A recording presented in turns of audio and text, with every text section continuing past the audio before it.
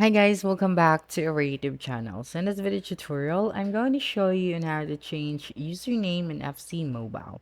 So unfortunately, there is no specific way that we can change our username inside this game. Okay, because there's no option. But we can use another account so that our username will be changed. So just proceed to the linked accounts and then just click on the play games option. Then log out play games. Okay, so you will then just have to select the play games and of course sign in with your Google Play Games account. And as you can see, I have a different username here. So if I'm going to use this account, then the user of my FC Mobile Beta account will change into this username.